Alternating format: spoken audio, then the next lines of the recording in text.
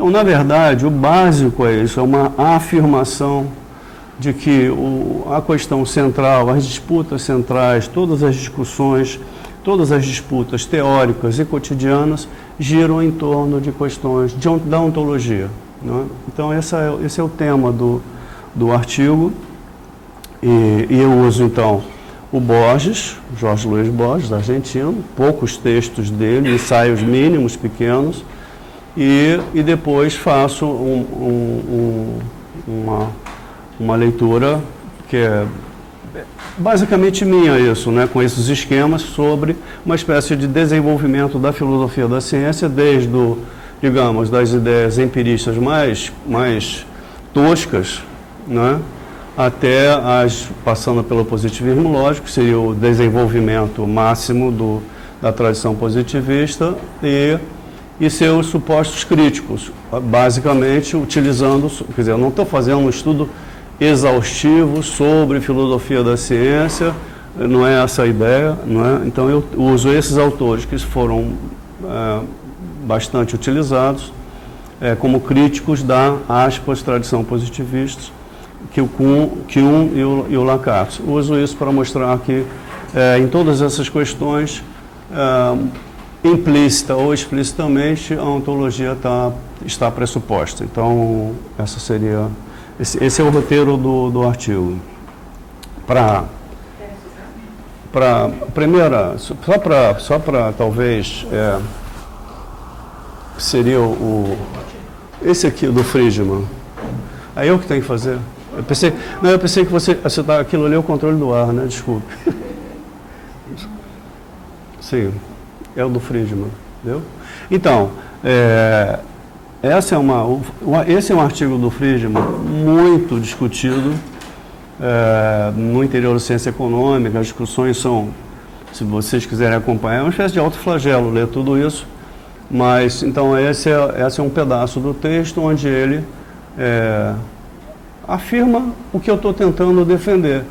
As questões de fundo, as questões de fato, as disputas são disputas em torno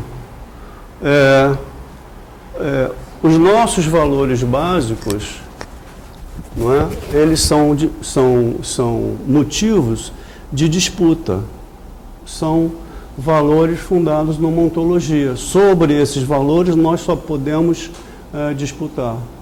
Você tem os seus valores básicos, segundo ele, eu tenho meus valores básicos, e a questão gira em torno dos valores básicos, da forma como nós concebemos o mundo, como o mundo se estrutura e tal.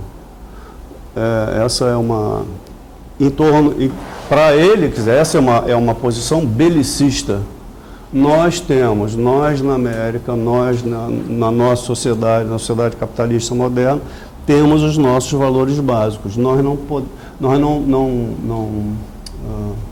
estamos abertos à discussão desses valores básicos. Esses valores em torno deles só podemos lutar para afirmá-los. Ou seja, uma posição belicista, no meu modo de ver. Enfim.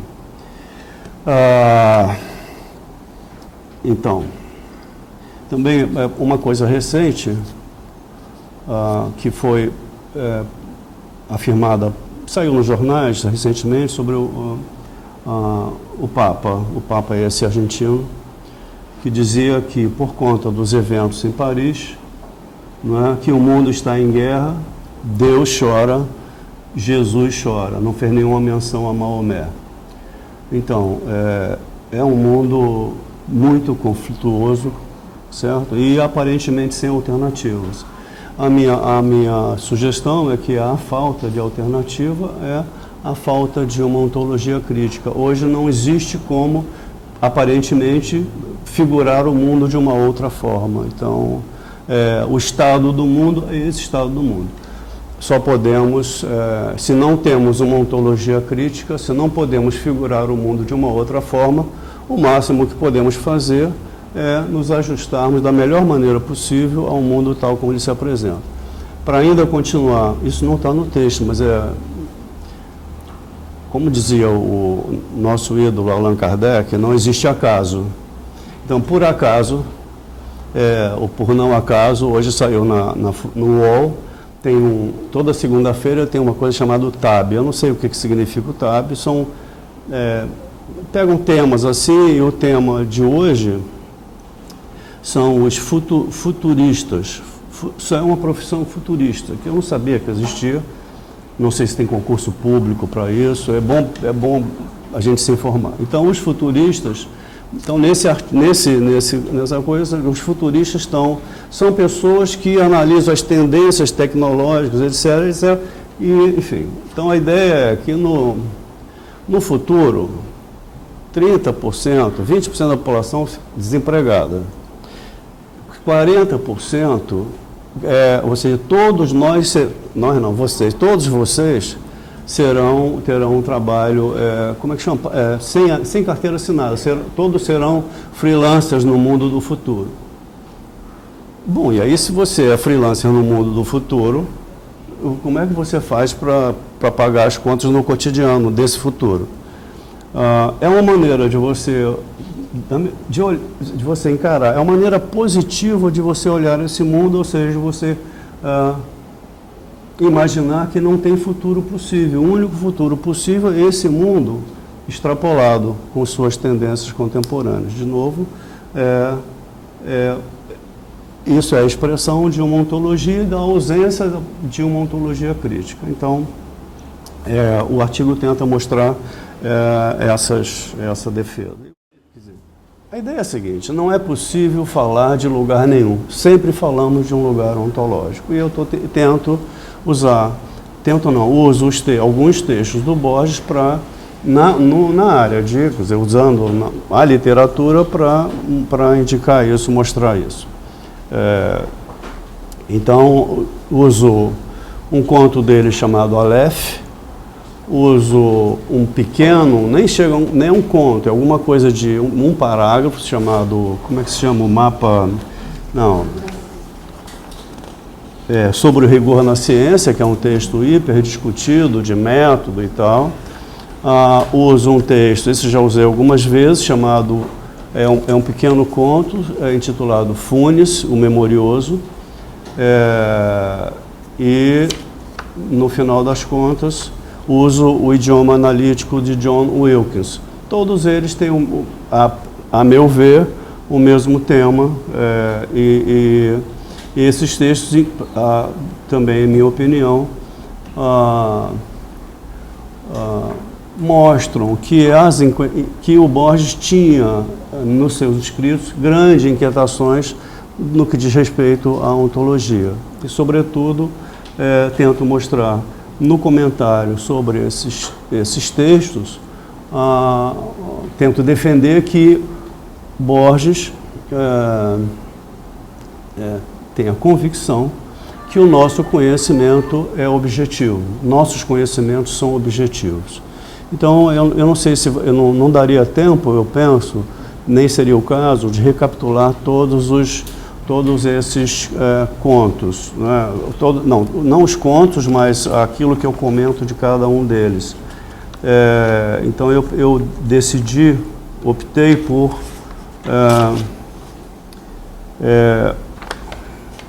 me concentrar no John Wilkins, a menos que vocês, quem já leu, tem algumas, a gente pode discutir depois. O John Wilkins é um escritor inglês, século XVII.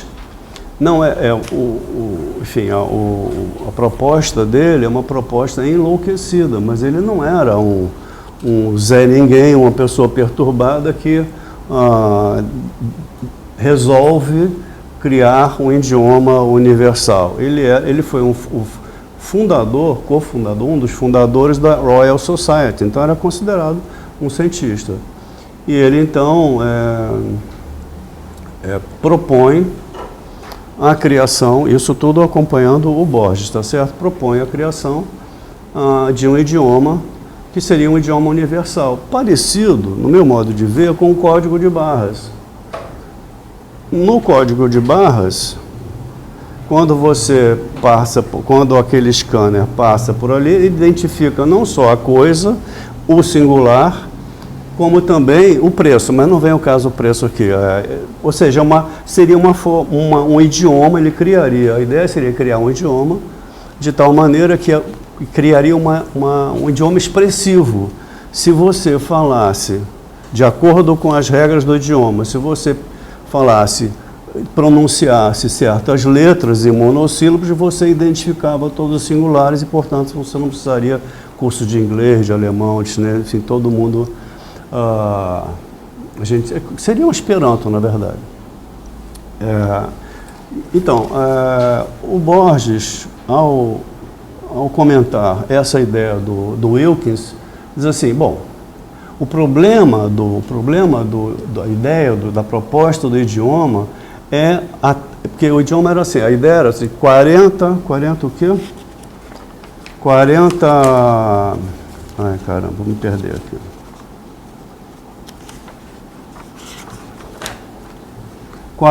Gêneros, então ele dividia, propôs 40 gêneros, cada gênero dividido em diferenças, e as diferenças, cada uma delas divididas em espécies. Então a ideia era, para cada gênero, um monossílabo, para cada diferença, uma letra, e para cada espécie, uma outra letra, de tal maneira que você, pronunciando esse monossílabo seguido de duas letras, você identificava um singular. Aí diz o Borges, bom, beleza, mas o problema é, com a tábua, essa quadragesimal que ele propõe, os 40 gêneros que ele propõe. E o Borges, então, aí eu vou citar, ele diz assim, diz o Borges, está no meu texto, esse é o esquema idealizado por Wilkins. No entanto, o que é essencial, o que importa mesmo, é a interpretação crítica de Borges.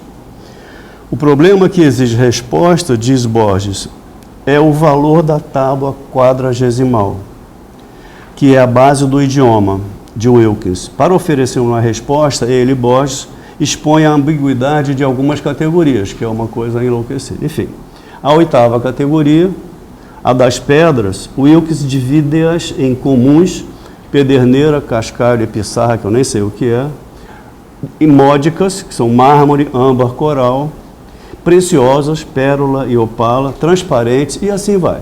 São essa quase tão alarmante como a 8ª é a 9ª categoria, se estende o Borges. Esta revela-nos que os metais podem ser imperfeitos, que é o cinábrio mercúrio, artificiais, bronze e latão, recrementícios, limalhas, enfim, é uma delícia isso, etc. A baleia figura na 16ª categoria e é um peixe vivíparo oblongo. Então, o Borges para por aí e eu tento sugerir o seguinte, ele não faz nenhum comentário sobre a baleia. Ele está falando de uma categorização, de uma taxonomia, na verdade, que o sujeito postula um conjunto de gêneros, diferenças e espécies, e com isso supostamente criaria, mas ele está dizendo, mas essas é uma ontologia, é uma forma de você expor a estrutura do mundo, suas diferenças e suas conexões. E no caso da baleia, o Borges, no texto dele, nem comenta, ele só simplesmente fala, a baleia é um vivíparo, um peixe, vivíparo, bilongo. E com isso, digo eu no meu texto, ele nos força a perceber o problema da taxonomia, porque a baleia não é um peixe. Isso significa que no texto, o artista, no caso, o Borges, nos faz comparar, sem que a gente perceba, a nossa taxonomia com a taxonomia do Wilkins. E, portanto, percebe o erro. Mas eu só posso perceber o erro de uma taxonomia a partir de uma outra que eu considero mais correta, mais objetiva. Certo? Então, enfim, então, está dizendo o Borges, ele não diz, mas fica subentendido, é possível, ao contrário do que acha o companheiro belicista Milton Friedman, é possível, e nós fazemos essas críticas cotidianamente, e essas críticas são críticas ontológicas, que dizem respeito às taxonomias, às formas de figuração do mundo. Enfim. Então,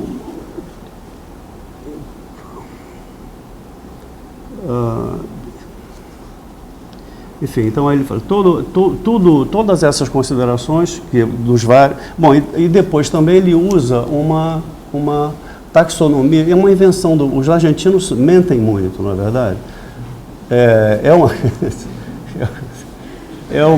Enfim, ele mente muito. Então ele inventou uma enciclopédia chinesa e uma classificação dos animais delirante. Não é que os animais, uma tal enciclopédia chinesa, os animais são... Isso quem usou, eu falo no meu texto, não vou comentar isso, é o Foucault. Os animais são discriminados da seguinte maneira: os pertencentes ao imperador, os embalsamados, os amestrados, os leitões, enfim, e por aí vai. E o sentido dessa menção absurda, dessa taxonomia ou dessa ontologia absurda, é nos fazer rir. Mas nós só rimos porque nós temos uma outra, e é a partir dessa outra ontologia, dessa outra figuração, que nós consideramos aquela, enfim, absurda, engraçada, enfim. De tal maneira que nesses textos e os outros que eu utilizei, o Borges está tentando sugerir que essas polêmicas, essas diferenças não dizem respeito ao formato como as ideias são transmitidas e articuladas, mas sim a sua estruturação, a sua constituição ontológica propriamente dita. Não sei se eu estou me fazendo entender. Enfim. Ao lado disso, ao mesmo tempo em que o Borges menciona a ambiguidade, as deficiências da classificação do idioma analítico do John Wilkins, ao mesmo tempo que ele faz isso, também no caso da baleia, ele deixa entrever, fica subentendido, que aquela taxonomia na qual a baleia é entendida, definida, postulada como um peixe oblongo, não o sendo, é objetiva. Em alguma medida, ela é objetiva, porque ela apanha uma diferença no mundo. Ou seja, aquilo que está dentro d'água, do ponto de vista prático, pode ser considerado peixe, muito embora seja uma visão, uma concepção superficial, etc. Ou seja, por mais que as nossas figurações do mundo, portanto, as ontologias que subentendem que estão subjacentes aos nossos conhecimentos, sejam superficiais, precárias, falsas, falseáveis, elas são objetivas em alguma medida. Ou seja, como eu coloquei em outro texto, todas as nossas crenças são verdadeiras, na medida em que são crenças por meio das quais, ou por intermédio das quais, com o auxílio das quais, nós transitamos de maneira prática, operatória nesse mundo. Certo? Então, se trata da afirmação da plausibilidade empírica, prático-operatória de todos os conhecimentos, e também a afirmação de que essa plausibilidade é criticável, sempre do ponto de vista ontológico. Enfim, o Borges conclui, dizer, nessa apreciação desses textos que eu tomei para montar o meu artigo, eu digo que o Borges finaliza esse ensaio sobre o John Wilkins de maneira menos alusiva, quando ele declara que, a propósito das ambiguidades das classificações citadas, que todas as classificações do universo são arbitrárias.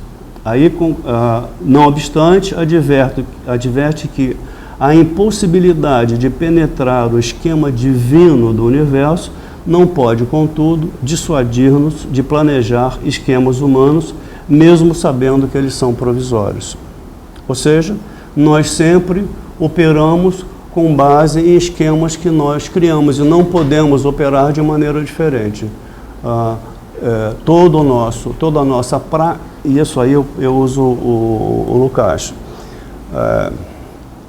como a praxis humana é finalística, a nossa prática, para não fazer alusão ao grupo, como a nossa prática nossas atividades são finalísticas, não é? Nós temos que figurar o mundo de alguma coisa, de alguma forma, ou seja, nós generalizamos, figuramos o mundo compulsória e compulsivamente. Temos que figurar o mundo. Caso contrário, a gente não sendo assim, a gente não poderia imaginar, decidir entre alternativas, decidir o que fazer, como fazer. Então, toda a nossa prática pressupõe uma ontologia, certo? Então, eu não sei se eu posso parar por aqui, no caso do Borges, aí eu faço um comentário crítico ao Foucault. O Foucault usa todo esse texto da enciclopédia chinesa, ele usa como a introdução do seu livro famoso, e usa em suporte da sua ideia hiperrelativista, no sentido de que todas as nossas ideias são construtos e não tem nenhuma objetividade, o que gera, o que subentende, traz implícito um ceticismo no atacado, um relativismo no atacado, e, portanto, a impossibilidade das várias teorias e várias noções, várias figurações de mundo serem criticáveis umas em relação às outras. Mas eu vou passar aqui, não vem ao caso, enfim, vou pular essa parte. Então, depois de tratar eu gostaria de entrar direto na parte de filosofia da ciência, para que a gente possa depois discutir, certo? Nessa parte, algum comentário, alguma questão sobre essas ideias, essa interpretação do Borges? Alguém teria quem leu, por exemplo, alguma questão? Ou não? Oi? Depois, então tá, enfim.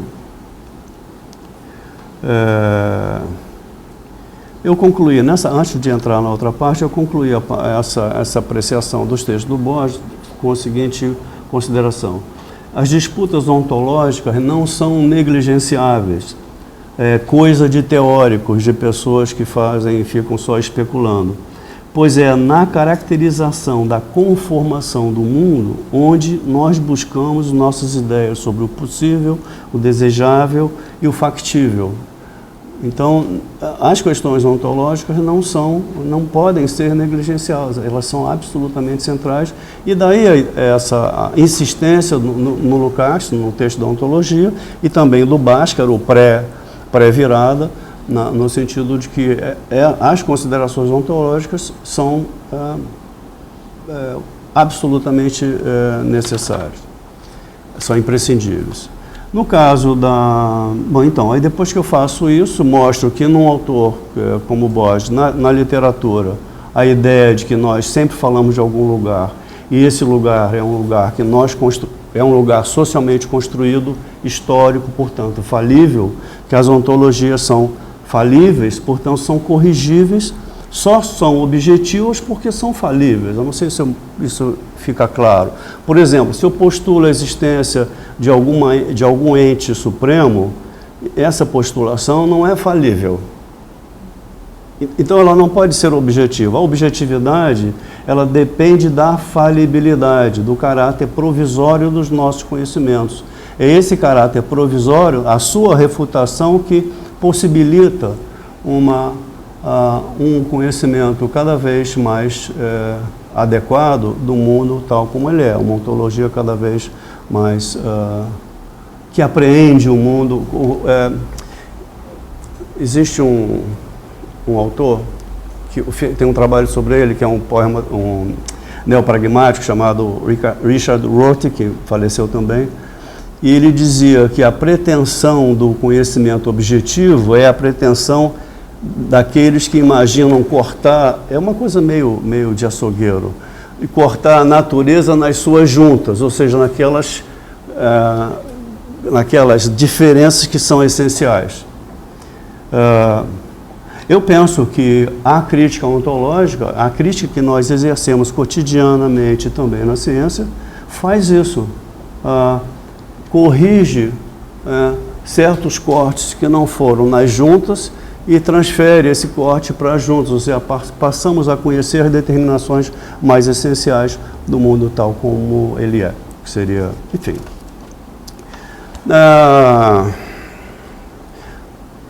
Indo então, depois de examinar essa questão, a questão da objetividade do conhecimento, usando o Borges, usando a literatura, eu não sabia que teria um argentino aqui, senão não teria usado o Borges, porque eles ficam muito assim, plenos de si mesmos.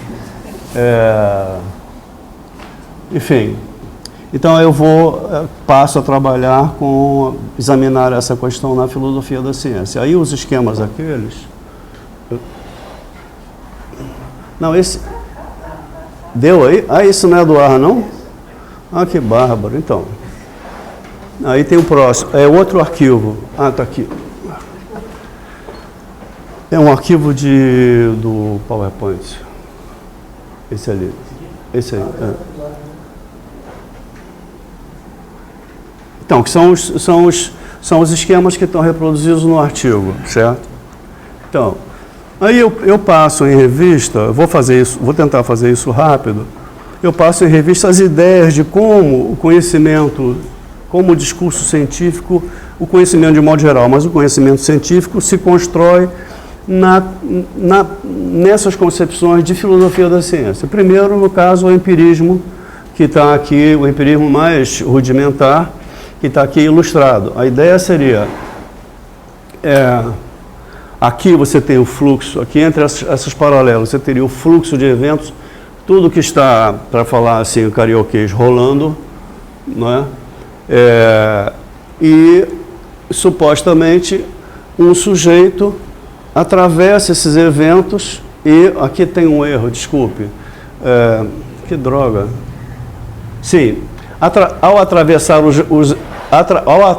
os eventos, significa ter uma prática no mundo das coisas que estão acontecendo.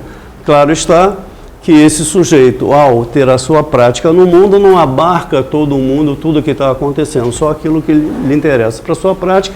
Ao final desses vários, a cada recorrido,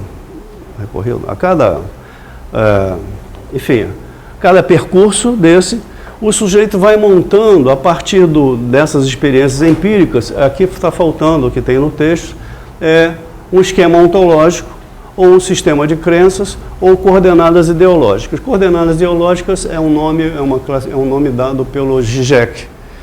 Esquema ontológico, aí várias pessoas usam, e sistema de crenças, quem usou foi o Perry Anderson, num texto que ele escreveu na margem esquerda. Então, a ideia como é que o conhecimento se dá? Um sujeito sem ideias passa a ter um sujeito sem ideias, significa sem ideias, sem linguagem, sem relação com ninguém, certo? Passa a viver o mundo, viver tudo o que está acontecendo, passa a ter uma prática empírica. Através dessa prática, de várias práticas, ele vai montando generalizações.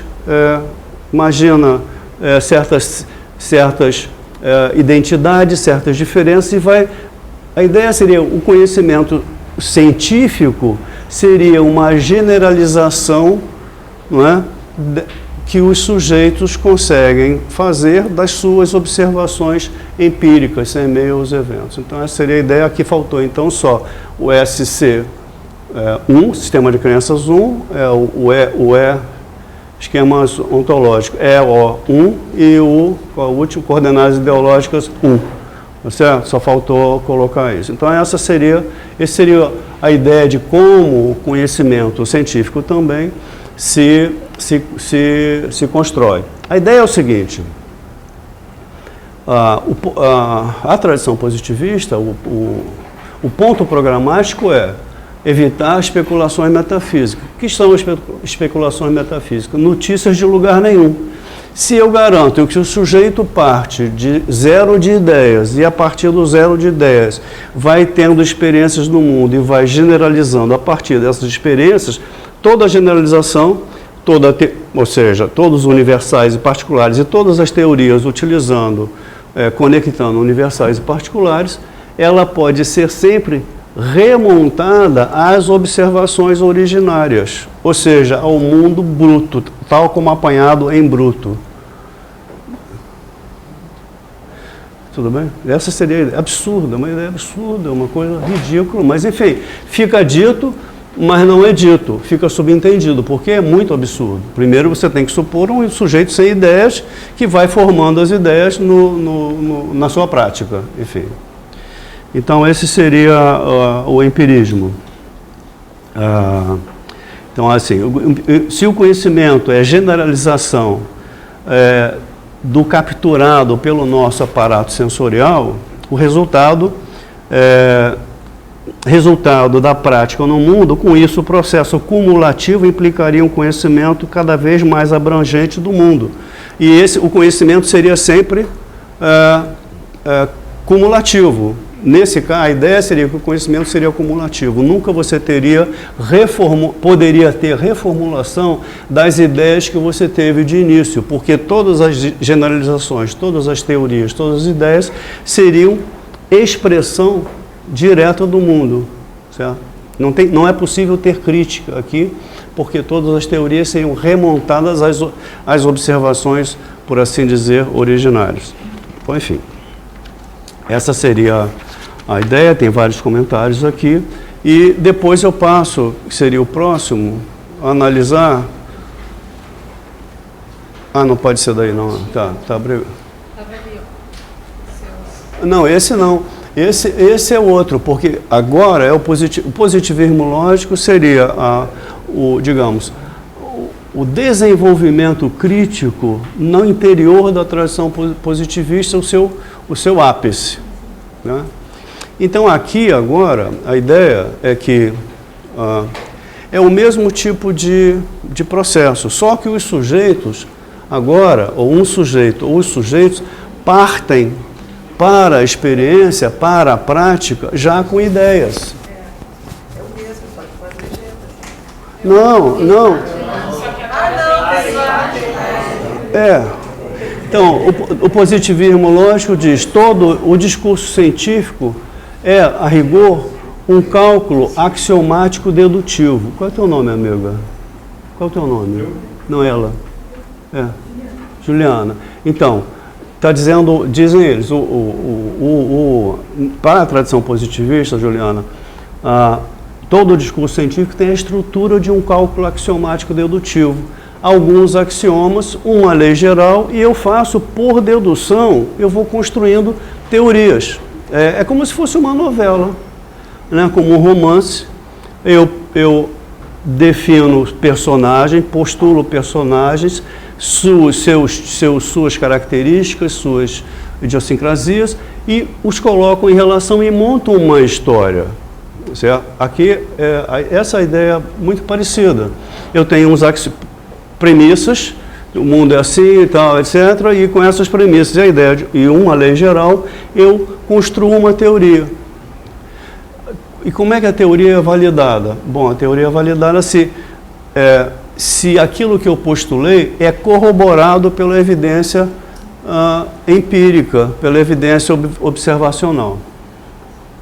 Ou seja, aqui a diferença os sujeitos já partem com ideias, não criam a partir do zero de ideias zero de ideias, de uma ontologia zero, não criam uma ontologia a partir do zero, já vão ao mundo com uma ontologia. Ou seja, em lugar, no outro caso, no empirismo, a teoria seria expressão de generalizações empíricas. Aqui, a teoria já é uma interpretação do mundo. Aquilo que eu colho do empírico a partir da minha figuração de como o mundo é, ou seja, inverte. E isso no interior de uma tradição que era contra toda a metafísica. Como eu posso ser contra a metafísica se eu estou dizendo que um discurso científico é axiomático dedutivo, portanto, parte de axiomas. Mas de onde vêm os axiomas? Ninguém fala dos axiomas. Portanto, essa é inverte o andamento, certo? Enfim, então essa seria... Ou seja, é uma maneira de, sem mencionar, defender a ontologia. Toda a ciência tem como fundamento uma figuração específica do mundo. É com essa figuração que essa ciência se constrói e se valida. Claro. E como é que a ciência... Não sei se eu estou indo rápido. Estou muito ansioso, não? Então, a questão da validação. Sob essa ótica, a teoria é criada para apanhar regularidades empíricas. Ora bolas. Uma teoria que é criada, postula que uma ciência se resume a apanhar regularidades empíricas, a menos que seja esquizofrênica, tem que apanhar regularidades empíricas. Esse é o objetivo. Sendo esse o objetivo, é o resultado. Depois que eu fiz o meu mestrado em quantitativas, eu fui contratado por um órgão que é associado ao BNH, o banco aquele, habitacional, enfim. Enfim. Você não precisava ter comentado isso. Foi mal. Enfim, e eu fiquei encarregado de estimar o custo da construção civil em várias regiões metropolitanas. Então, enfim, a ideia é você propor curvas e fazer ajustes econométricos para você encontrar o quê? Regularidades empíricas. Então, o objetivo era encontrar regularidades empíricas. Então, eu ficava olhando para aqueles dados, esperando receber algumas emanações assim. Não recebi, pedi demissão. É verdade, não recebi as emanações. Mas essa é uma ilustração disso que você estava falando. O sentido é buscar regularidades empíricas. Por quê? Porque se eu consigo uma teoria que apanha regularidades empíricas entre vários elementos, fatores, variáveis, etc., eu consigo uma teoria com capacidade preditiva. Se eu consigo uma teoria com capacidade preditiva, ela é útil na prática. Então, ela é, de fato, eficaz. E isso é que corrobora essa maneira de fazer ciência. Ou seja, é uma ciência que é feita para... Quer dizer, é como dizendo de uma outra forma, esse mundo gera e exige uma ciência com essas características. Aliás, todo mundo, qualquer tipo de mundo... Você corta essa parte, ô Paulo? Isso é um momento básico. Não. Qualquer forma de sociedade exige ideias que são ideias prático-operatórias. O problema é quando essas ideias prático-operatórias estão fundadas numa ontologia de que o mundo é esse e sempre será esse. É o problema. O prático não tem nada demais do prático. Então você pode ter numa sociedade qualquer que não conceba o mundo, esse mundo como o último mundo possível, você pode ter teorias que operem dessa maneira, mas que não tenham por subjacente uma ontologia que deshistoriciza o mundo. Então essa seria a minha apreciação de como o positivismo lógico opera e como ele, sem explicitar, confessa que toda teoria, toda ciência põe e pressupõe, ou melhor, na ordem inversa, pressupõe e põe uma ontologia. Né? No caso, usando o Bhaskara, a ontologia aqui, a ontologia aqui subentendida, ou seja, como o mundo é para quem defende que a ciência opera assim, é o seguinte, quando eu chego através de várias experiências práticas e amplio, digamos, o território empírico, não é?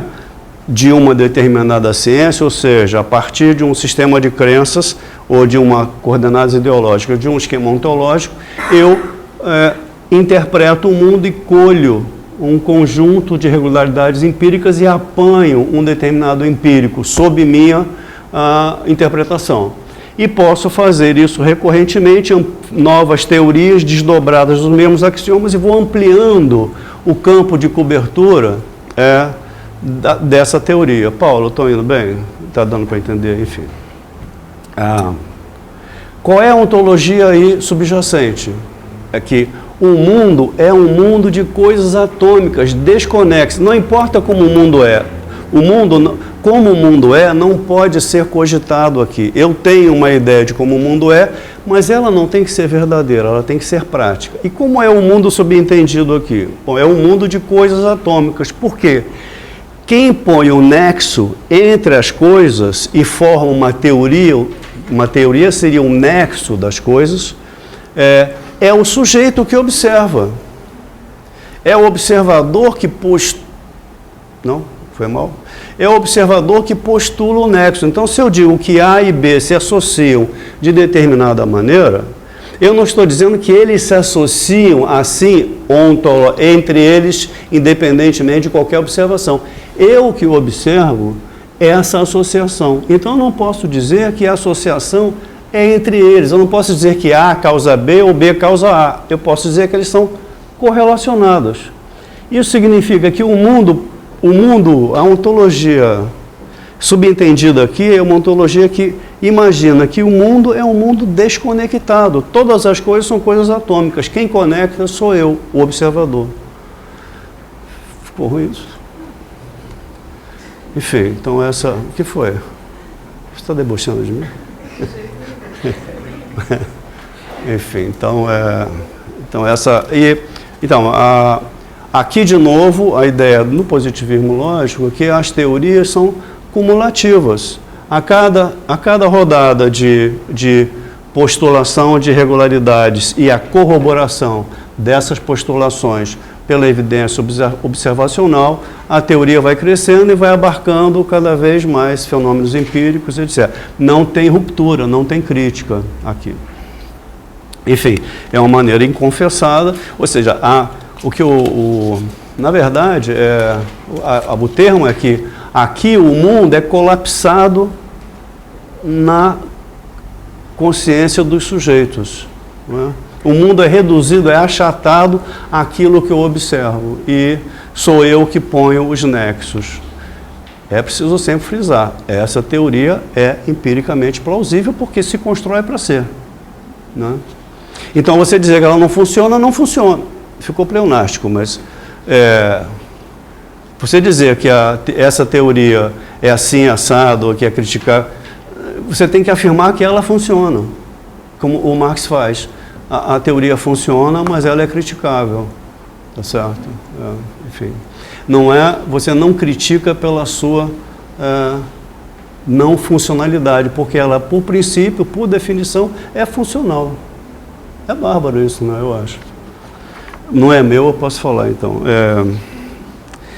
Então, aí depois... Mas eu acho que esse é um ponto muito importante, porque esse é um argumento recorrente, esse é um argumento recorrente nessas áreas em que a gente está, não é? Puxa vida, mas vocês criticam a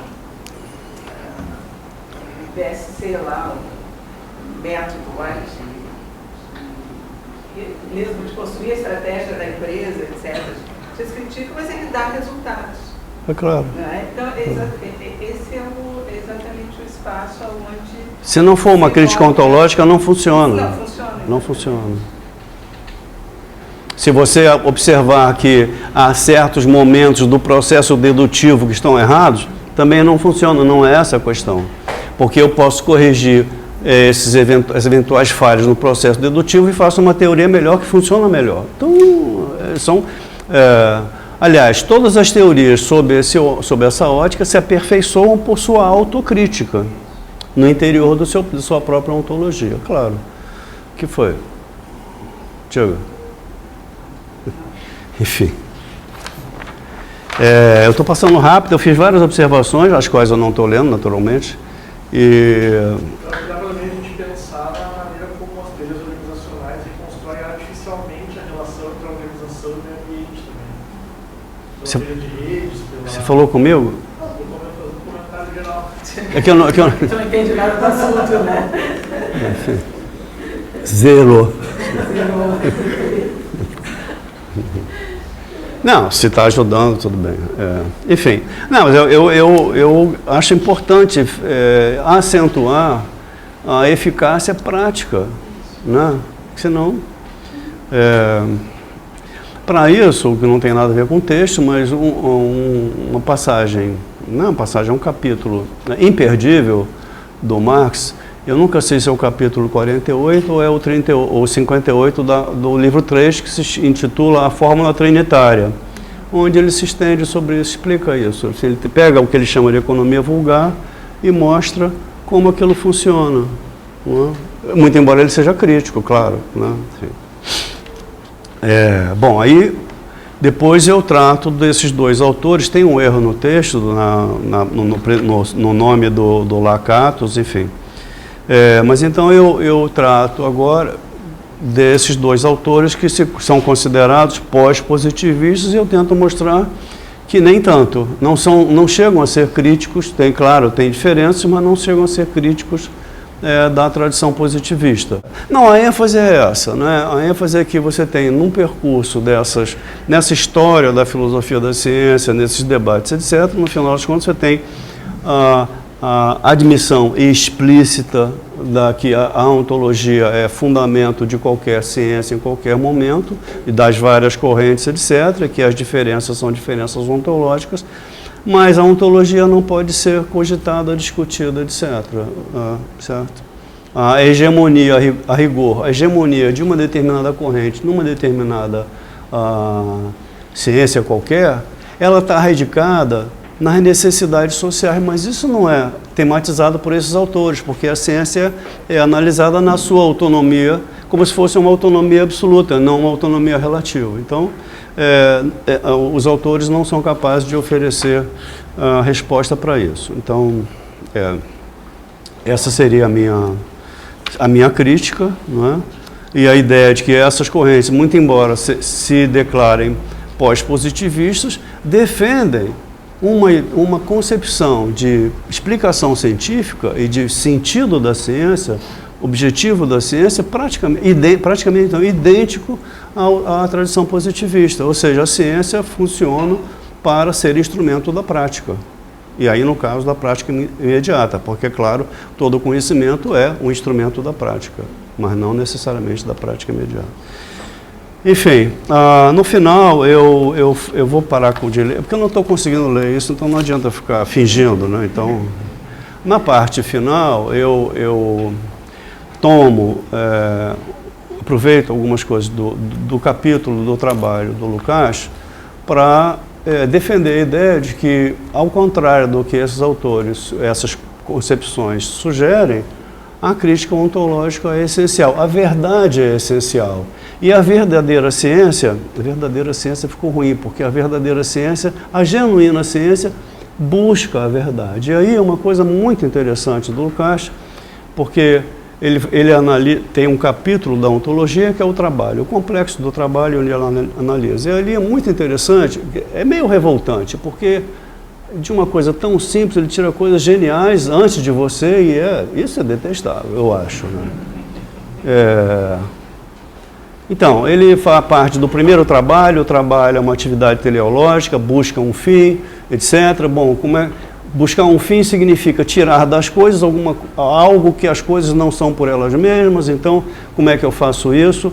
Bom, para fazer isso eu tenho que converter as causalidades, os processos, causalidades, propriedades naturais, em causalidades, processos postos por mim. Tenho que reordenar a natureza para que ela se combine, se processe de tal forma que produza aquela minha finalidade, o produto do meu trabalho, e não proceda como ela procede, indiferente às nossas necessidades, desejos, etc. Então, isso é o que ele faz.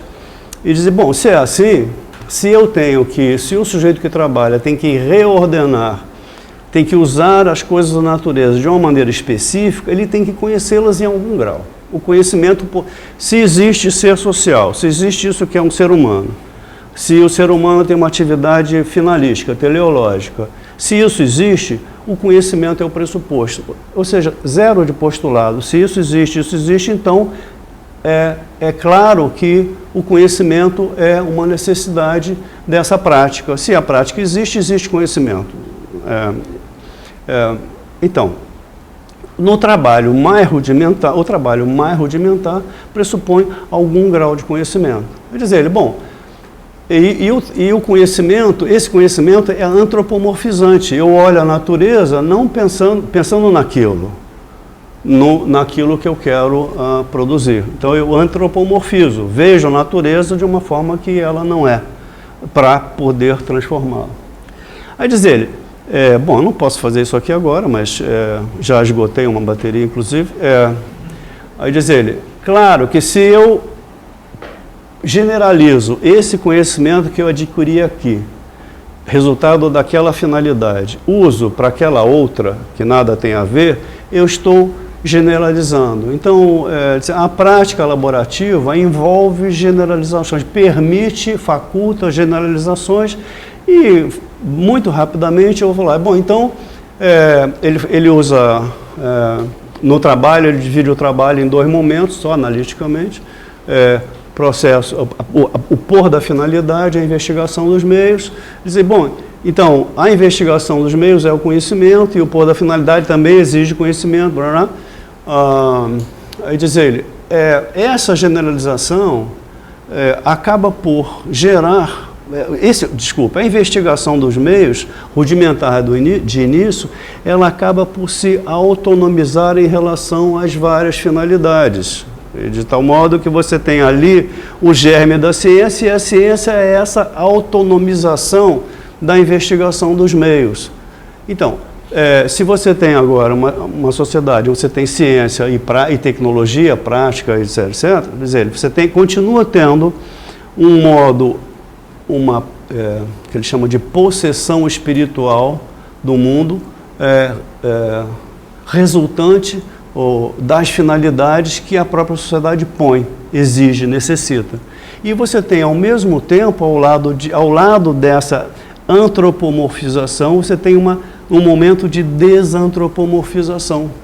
Ou seja, é preciso para que seja possível realizar finalidades cada vez mais complexas, que se conheça o mundo tal como ele é, de maneira cada vez mais autônoma das finalidades. Então, essa investigação dos meios que acaba por se converter em ciência, ela ainda que não esteja liberada ou livre das necessidades sociais, ela só muito relativamente ela responde às necessidades sociais, muito embora seja por elas determinada. Significa dizer que a ciência tem a verdade por finalidade, ao contrário da técnica. A genuína ciência tem a verdade por finalidade, não a verdade absoluta que a Deus pertence, mas a verdade é essa humana, falível,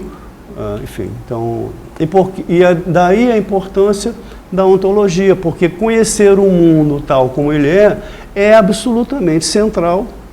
A ciência é central porque conhecer o mundo tal como ele é condição cada vez mais necessária para que a gente possa realizar no mundo aquilo que para nós seria desejável, factível, etc. Isso se aplica mais ainda ao mundo social, porque o Sol, qualquer que seja, em certa medida, a natureza, qualquer que seja a forma como nós a pensamos, isso é irrelevante em grande medida, é irrelevante do ponto de vista da natureza, de como ela opera.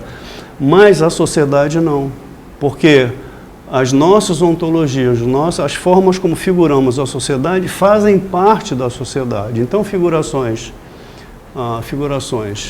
que mutilam, o que eu falei aqui, truncam a historicidade, são falsas em primeiro lugar, não é? E, por serem falsas, não habilitam os sujeitos a uma prática de fato histórica que possa transcender eventuais circunstâncias, momentos que sejam, digamos, infames, como a sociedade que a gente vive hoje.